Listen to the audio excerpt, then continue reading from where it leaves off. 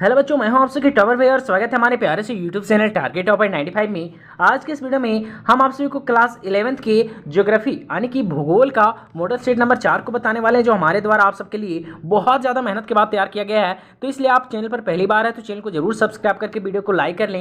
यदि आप चाहते हैं कि हमारा मॉडल स्टेट का PDF मिले तो इसी वीडियो के डिस्क्रिप्शन में हमारे टेलीग्राम और व्हाट्सएप चैनल का लिंक है, आप वहाँ पर जुड़ जाइए। जैसे ही वीडियो पर 1 का व्यू होगा हम इसका PDF भी आपको अपने ग्रुप में भेज देंगे। साथ ही आप अभी तक हमारा मॉडल सेट नंबर 1, 2 और 3 नहीं देखें तो इसी वीडियो के डिस्क्रिप्शन में पहले लिस्ट का लिंक दिया गया है, आप आराम से जाइए और तीनों मॉडल सेट को देख लीजिए और ये 4th को देखिए तो बहुत ज़्यादा मजा आएगा। ठीक है, अब हम लोग पढ़ते हैं अपने मॉडल सेट को। आपको बता दें कि आपको परीक्षा में इसी तरह से 40 क्वेश्चन मिलने वाले हैं जिस तरह हम आपको इस मॉडल सेट में बताएंगे, और आपको 1 घंटे का समय मिलेगा। अतिरिक्त आपको 15 मिनट क्वेश्चन को पढ़ने के लिए मिलेगा। ठीक है, चलिए हमारे सामने पहला क्वेश्चन है कि पृथ्वी का आकार का संबंध निम्नलिखित में से किससे है ना। तो आपको पता होगा कि पृथ्वी जो है वो नारंगी के भांति यानी संतरे के भांति, तो इसका सही आंसर होगा ऑप्शन नंबर गा होना चाहिए, है ना। यहाँ का है, खा है, तो यहाँ होना चाहिए गा। ठीक है, तो हम लोग को गा हमारा हो जाएगा सही आंसर। ठीक है, अगला क्वेश्चन देख सकते हैं, कहता है भूगोल का उद्देश्य धरातल की प्रादेशिक या क्षेत्रीय भिन्नता का वर्णन एवं व्याख्या करना है। यह कथन किसका है ना। ये जो स्टेटमेंट है कि भूगोल का उद्देश्य धरातल की प्रादेशिक या क्षेत्रीय भिन्नता का वर्णन करना एवं व्याख्या करना है, यह कथन जो है वो किसके द्वारा कहा गया था। यह बात जो है वो आखिर किसके द्वारा बोली गई थी। तो इसका जो सही आंसर हो जाएगा आप सबों का वो हो जाएगा आपका रिचर्ड हार्टसॉर्न, है ना। तो इसका ऑप्शन नंबर बी यानी कि खा हमारा सही होगा। ठीक है, अगला क्वेश्चन आपके सामने कि निम्नलिखित में से किस विद्वान ने भूगोल यानी कि ज्योग्राफी शब्द का प्रयोग पहली बार किया था। तो इसका सही आंसर होगा ऑप्शन नंबर गा यानी कि इरेटास्थनीज, है ना। ऑप्शन नंबर गा यानी सी हमारा होगा सही। ठीक है, अगला क्वेश्चन आपके सामने देख सकते हैं 4th नंबर क्वेश्चन, कहता है पृथ्वी की उत्पत्ति के संबंध में एक प्रारंभिक एवं लोकप्रिय मत ज्वारीय परिकल्पना किस विद्वान द्वारा दिया गया है। यानी कि जो पृथ्वी के उत्पत्ति के संबंध में अलग अलग परिकल्पना हर कोई ने दिया है, अलग अलग बात बोला है, तो ज्वारीय परिकल्पना किसके द्वारा दिया गया है। तो इसका जो सही आंसर हो जाएगा वो आपका हो जाएगा क्या, जेम्स जीन्स यानी ऑप्शन नंबर घा। ठीक है, अगला क्वेश्चन आपके सामने कि आधुनिक समय में ब्रह्मांड की उत्पत्ति संबंधी सर्वमान्य सिद्धांत निम्नलिखित में से कौन सा। आपको पता होगा कि ये बहुत इंपॉर्टेंट क्वेश्चन है, हम अपने मॉडल नंबर 1 में भी इस क्वेश्चन को दिए थे। ठीक है, तो आधुनिक समय में जो सबसे ज़्यादा सर्वमान्य सिद्धांत है वो है आपका बिग बैंग सिद्धांत यानी ऑप्शन नंबर घा हमारा सही होगा। ठीक है, अगला क्वेश्चन आपके सामने कि प्रकाश वर्ष क्या मापने की इकाई है। तो आपको पता होगा कि प्रकाश वर्ष दो ग्रहों के बीच यानी 2 खगोलीय पिंड के बीच की क्या मापता है, दूरी को। तो यहाँ पे 2 खगोलीय दूरी को मापता है। ठीक है, तो इसका ऑप्शन का हमारा हो जाएगा सही। समझ में आ रहा है कुछ। चलिए अगला क्वेश्चन आपके सामने देख सकते हैं, यहाँ पे क्या कहता है कि वर्तमान में सौरमंडल में कितने ग्रह है ना, यानी वर्तमान में अभी जो है वो टोटल कितने ग्रह हैं। तो आपको पता होगा कि अभी वर्तमान में 8 ग्रह है ना। आपको पता होगा कि यानी प्लूटो को हटा दिया गया, पहले 9 था तो अब कितना 8 है। ठीक है, चलिए अगला क्वेश्चन आपके सामने 9वां नंबर क्वेश्चन क्या बोलता है, 8वां नंबर क्वेश्चन नहीं देखे ना, क्या बोलता है, कहता है भूतल पर वह बिंदु जो भूकंप के उद्गम केंद्र के समीपतम होता है ना, उसको हम लोग क्या बोलते हैं। तो आपको पता होगा उसको हम लोग अधिकेंद्र बोलते हैं, इसका खा हमारा हो जाएगा सही हो जाएगा। ठीक है, अगला क्वेश्चन आपके सामने क्या कहता है, कहता है सुनामी से सर्वाधिक क्षति किस क्षेत्र में होती है। तो आपको पता होगा कि सुनामी से जो सबसे ज़्यादा क्षति होता है वो होता है स्थल के आंतरिक भाग में, है ना, यानी भूमि का निचला भाग में। तो इसका हो जाएगा गा नंबर हमारा सही हो जाएगा। ठीक है, अगला क्वेश्चन देख सकते हैं आपके सामने, कहता है भूपृष्ठ में सर्वाधिक मात्रा में कौन सा तत्व पाया जाता है। भूपृष्ठ यानी कि धरातल पर, है ना, धरातल पर, पृथ्वी पर, है ना, यानी माटी के ऊपर कौन सा जो है वो तत्व सबसे ज़्यादा पाया जाता है। तो इसका सही आंसर होगा ऑक्सीजन, गा सबसे ज़्यादा पाया जाता है। देखिए धरातल पर बोला है, वायुमंडल में नहीं बोला है सबको, ऐसा नहीं कि नाइट्रोजन मार देना, नाइट्रोजन नहीं मारना। ठीक है, यहाँ बोला है क्या चीज़, भूपृष्ठ पर यानी भूमि का ऊपरी हिस्सा होता है उस पर सबसे ज़्यादा ऑक्सीजन पाया जाता है, गा हमारा होगा सही। ठीक है, अगला क्वेश्चन आपके सामने क्या कहता है, कहता है संकटापन्न पौधे और जीवों की प्रजातियों तथा उसके संरक्षण के लिए रेड डेटा जो सूची जारी किया जाता है वो आखिर किसके द्वारा जारी किया जाता है। तो जो रेड डेटा जो सूची जारी किया जाता है, वैसे यहाँ पे ऑप्शन में सही नहीं लग रहा है। ठीक है, इसका जो सही आंसर होना चाहिए वो जाना चाहिए IUCN। ठीक है, जिसको हम लोग बोलते हैं अंतर्राष्ट्रीय प्राकृतिक संगठन। ठीक है, तो इसका सही आंसर वैसे आप कहीं नहीं रहेगा तो आपको यूनेस्को मारना। ठीक है, वैसे थोड़ा मिस्टेक हो गया, यहाँ पे ऑप्शन नंबर खा हमारा सही होना चाहिए। ठीक है, अगला क्वेश्चन देख सकते हैं आपके सामने कि जैव विविधता का संरक्षण निम्नलिखित में से किसके लिए सर्वाधिक महत्वपूर्ण है। तो जंतु के लिए, पौधे के लिए, दोनों के लिए, इनमें से कोई नहीं। तो इसका सही आंसर होगा दोनों के लिए। ठीक है, अगला क्वेश्चन आपके सामने कि 1992 ईस्वी में पृथ्वी सम्मेलन का आयोजन किस देश में हुआ था।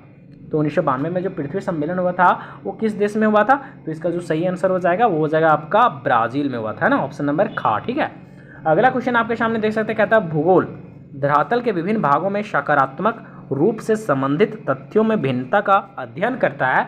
यह कथन आखिर किसका है? तो ये जो आपका जो स्टेटमेंट है ये वाला, वो आपका कथन जो हो जाएगा वो हो जाएगा आपका अल्फ्रेड हैटनर का। ऑप्शन नंबर ख हमारा सही होगा। ठीक है, अगला क्वेश्चन आपके सामने कि निम्नलिखित में से किसे भौतिक लक्षण कहा जा सकता है? तो मैदान को हम लोग क्या बोलेंगे? भौतिक लक्षण। तो इसका ख हमारा क्या हो जाएगा? सही हो जाएगा। आपको हम पिछले मॉडल सेट में भी ये बताए थे, बहुत इंपॉर्टेंट क्वेश्चन है। अगला क्वेश्चन है कि पृथ्वी की उत्पत्ति से संबंधित जो निहारिका परिकल्पना किसके द्वारा दिया गया था? तो निहारिका दिया गया था लाप्लास के द्वारा। तो 16 का आंसर वो क्या हो जाएगा? का हो जाएगा। ठीक है, अगला क्वेश्चन आपके सामने देख सकते हैं, खगोलीय दूरी मापने की इकाई निम्नलिखित में से कौन है? तो खगोलीय जो दूरी होता है उसको हम लोग मापते हैं प्रकाश वर्ष से। अभी उल्टा था ऊपर में, है ना, वहाँ था प्रकाश वर्ष किससे मापा जाता है? प्रकाश वर्ष से हम लोग किसको मापते हैं? यहाँ है उल्टा, खगोलीय दूरी को मापने के लिए हम लोग किसका यूज करते हैं? तो प्रकाश वर्ष का। तो इसका सही आंसर होगा का। आपको लग रहा होगा कि बहुत सारा क्वेश्चन, जैसे मॉडल सेट में 40 क्वेश्चन रहेगा तो उसमें से 8 से 10 क्वेश्चन या फिर 5-7 क्वेश्चन रिपीट होगा। तो आपको ऐसा ना सोचना कि एक ही क्वेश्चन दे रहे हैं, वो क्वेश्चन बहुत ज़्यादा इंपॉर्टेंट है, मतलब कि वो पढ़ना ही आपको। ठीक है, चलिए अगला क्वेश्चन है कि कौन भूकंपीय तरंग तरल ठोस दोनों में गमन करती है ना? जो तरल और ठोस दोनों में कौन गमन कर सकती है? तो पी यानी प्राइमरी तरंग है। ऑप्शन नंबर ए हमारा क्या हो जाएगा? का हमारा सही हो जाएगा। ठीक है, अगला क्वेश्चन आपके सामने कि निम्नलिखित में से कौन जेवियन ग्रह का उदाहरण है? देखिए जेवियन मतलब क्या होता है ना, बाह्य ग्रह। बाह्य ग्रह किसको हम बोलते हैं? आपको पता होगा ग्रह टोटल 8 है। तो जो पहले 4 ग्रह को हम लोग बोलते हैं जेवियन, यानी कि नहीं, पहले 4 को हम लोग बोलते हैं पार्थिव ग्रह यानी कि प्रारंभिक ग्रह, और बाद का जो 4 ग्रह बचता है उसको हम लोग बोलते हैं जेवियन, यानी कि उसको बोलते हैं बाह्य ग्रह। यानी इसको बोलते हैं पहले वाला को आंतरिक ग्रह और इसको बोलते हैं बाह्य ग्रह। वैसे इसका एक और नाम होता है, इसको बाह्य ग्रह को जेवियन ग्रह भी बोलते हैं और आंतरिक ग्रह को हम लोग पार्थिव ग्रह भी बोलते हैं। ठीक है, तो यहाँ पे बोल रहा है जेवियन ग्रह इनमें से जो है वो कौन है, कौन उदाहरण है, यानी बाहरी ग्रह। तो आपको पता होना चाहिए कि 8 ग्रह में 4 ग्रह पहले वाला कौन है? तो पहले बुध शुक्र पृथ्वी मंगल, उसके बाद में आता है बृहस्पति, है ना, बृहस्पति मंगल अरुण वरुण ये सब आता है। ठीक है, तो इसका जो सही आंसर हमारा हो जाएगा 19 नंबर का, वो आपका क्या हो जाएगा? हो जाएगा बृहस्पति। ये आता है बाह्य ग्रह में। बाकी बुध शुक्र पृथ्वी मंगल ये सब चारों जो तीनों जो है वो किस में आता है? तो हमारा आंतरिक ग्रह में आता है। ठीक है, चलिए अगला क्वेश्चन आपके सामने देख सकते हैं यहाँ पे। चलिए वही उल्टा पूछ दिया है ना, क्या बोलता है कि निम्नलिखित में से कौन पार्थिव ग्रह का उदाहरण है? यानी कि पार्थिव मतलब प्रारंभिक ग्रह, प्रारंभिक बोले तो आंतरिक ग्रह, है ना। तो आंतरिक ग्रह इसमें से कौन सा है? देखिए बृहस्पति तो बाहरी ग्रह है, शनि बाहरी ग्रह है, नेपच्यून तो बाहरी ग्रह है, अरुण वरुण ये सब बाहरी ग्रह होता है। हमारा शुक्र क्या हो जाएगा? आंतरिक ग्रह।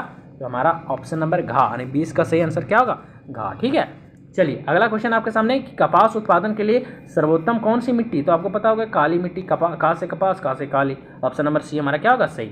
अगला क्वेश्चन आपके सामने 22 नंबर की सिंधु नदी किस सागर में गिरती है? तो सिंधु नदी किस सागर में गिरती है? बंगाल की खाड़ी में, अरब सागर में, दोनों में, या फिर इनमें से कोई नहीं। तो इसका जो सही आंसर हो जाएगा वो जाएगा अरब सागर। Option number B. ठीक है, अगला क्वेश्चन आपके सामने देख सकते हैं 23 नंबर क्वेश्चन क्या कहता है? कहता है चंदन वन किस तरह के वन के उदाहरण है? चंदन वन जो है वो किस तरह का वन होता है? पर्णपाती वन, सदाबहार वन, डेल्टाई वन या फिर कांटेदार वन।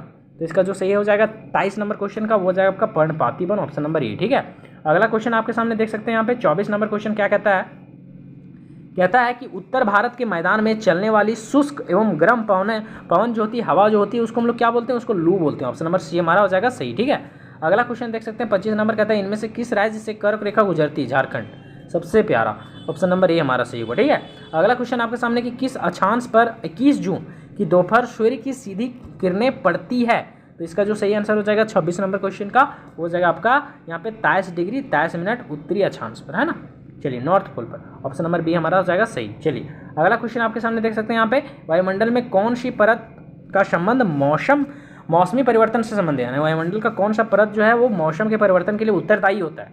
तो इसका जो 27 का सही आंसर होगा वो हो जाएगा क्षोभ मंडल। इसी के कारण मौसम परिवर्तन होता है। Option number A. ठीक है, अगला क्वेश्चन देख सकते हैं यहाँ पे कहता है कि वायुमंडल में नाइट्रोजन गैस कितना प्रतिशत है? इससे इजी कुछ हो सकता है 78% यानी 78.8%, है ना। तो ऑप्शन नंबर बी हमारा क्या हो जाएगा? सही हो जाएगा। ठीक है, अगला क्वेश्चन देख सकते हैं 29 नंबर क्वेश्चन क्या कहता है?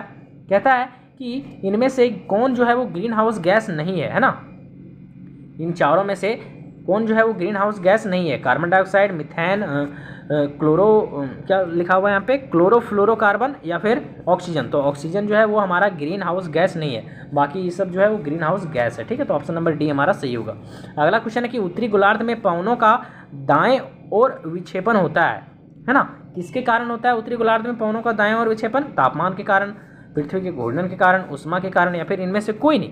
तो ये 30 नंबर का जो सही आंसर हो जाएगा वो हो जाएगा पृथ्वी के घूर्णन के कारण, ऑप्शन नंबर बी। ठीक है, अगला क्वेश्चन देख सकते हैं 31 नंबर क्वेश्चन क्या बोलता है, कहता है what is the average depth of album in the Indus, Ganga और ब्रह्मपुत्र। क्या बोलता है कि इंडस यानी सिंधु नदी, गंगा नदी और ब्रह्मपुत्र नदी का जो एवरेज डेप्थ है, औसत गहराई है ना, वो कितना है। तो इसका जो सही आंसर हो जाएगा 31 नंबर का, वो आपका हो जाएगा 1000 से 2000 मीटर, है ना। ऑप्शन नंबर ए हमारा क्या हो जाएगा, सही हो जाएगा। कोई दिक्कत है यहाँ तक समझने में। चलिए अगला क्वेश्चन आपके सामने कि अंडमान और निकोबार कौन सा जल क्षेत्र अलग करता है। अंडमान और निकोबार को कौन सा जल क्षेत्र जो है वो अलग करता है, तो 11 degree channel, option number A. ठीक है, अगला क्वेश्चन आपके सामने देख सकते हैं, कहता है यहाँ पे 32 नंबर क्वेश्चन, यही तो बता दिए ना। 33 नंबर क्वेश्चन कहता है निम्नलिखित में से कौन सा अलकनंदा व भागीरथी का संगम स्थल है। तो अलकनंदा और भागीरथी का संगम स्थल को हम लोग किस नाम से जानते हैं, तो इसका जो सही आंसर हो जाएगा देवप्रयाग, है ना। ऑप्शन नंबर हमारा डी सही हो जाएगा। ठीक है, अगला क्वेश्चन देख सकते हैं 34 नंबर क्वेश्चन क्या बोलता है, कहता है कि जाड़ों के आरंभ में तमिलनाडु के तटीय प्रदेशों में वर्षा किस कारण से होता है। तो इसका जो सही आंसर हो जाएगा वो हो जाएगा आपका दक्षिण पश्चिम मानसून के कारण, ऑप्शन नंबर ए। ठीक है, अगला क्वेश्चन है 35 नंबर क्वेश्चन क्या बोलता है, नंदा देवी जीव मंडल निचय निम्नलिखित में से किस प्रांत में स्थित है, किस प्रांत में यानी किस राज्य में पाया जाता है। तो 35 का जो सही आंसर हो जाएगा वो हो जाएगा आपका उत्तराखंड, ऑप्शन नंबर बी। ठीक है, अगला 36 नंबर क्वेश्चन देख सकते हैं क्या कहता है, कहता है वन नीति के अनुसार वर्तमान में निम्नलिखित में से कितना प्रतिशत क्षेत्र वन के अधीन जो है वो होना चाहिए। तो इसका जो 36 का सही आंसर हो जाएगा वो 33%, ऑप्शन नंबर ए। ठीक है, अगला क्वेश्चन देख सकते हैं यहाँ पे 37 नंबर क्वेश्चन क्या कहता है, कहता है कि सुनामी का अर्थ क्या है ना। सुनामी का क्या अर्थ होता है, तीव्र भूकंप, मतलब तेज वाला भूकंप, भीषण तूफान, अंतःसागरीय भूकंप या फिर तीव्र झंझावात। तो सुनामी का आखिर क्या अर्थ होता है, तो इसका सही आंसर होगा अंतःसागरीय भूकंप। ठीक है, ऑप्शन नंबर सी। अगला क्वेश्चन देख सकते हैं 38 नंबर, इनमें से किस नदी में माजुली नदी द्वीप स्थित है। तो किस नदी में माजुली द्वीप स्थित है, तो इसका 38 का जो सही आंसर हो जाएगा वो हो जाएगा ब्रह्मपुत्र, ऑप्शन नंबर बी। ठीक है, अगला क्वेश्चन देख सकते हैं 39 नंबर क्वेश्चन क्या कहता है, कहता है भारत के किस राज्य में आम्र वर्षा होती है। आम्र वर्षा बताना है कि भारत के किस राज्य में होती है, तो इसका सही आंसर होगा केरल और तटीय कर्नाटक में, ऑप्शन नंबर बी हमारा क्या हो जाएगा, सही हो जाएगा। बोलता है in which state of India does in rain monsoon, है ना। कौन जो है इन चारों में से जो रेन मानसून है, वर्षा मानसून है, तो इसका सही आंसर वैसे यहाँ पे डी होना चाहिए। ठीक है, नीचे कट गया, कोई बात नहीं है। तो इस तरह से मॉडल सेट नंबर आपका ये रहा 4। ठीक है, इसी तरह से हम आपको 5 मॉडल सेट भी देने वाले हैं, हर एक सब्जेक्ट का मिल रहा है। तो आप प्ले लिस्ट में जाके पूरी तैयारी कीजिए आराम से। ठीक है, तो मिलते हैं एक नई वीडियो में।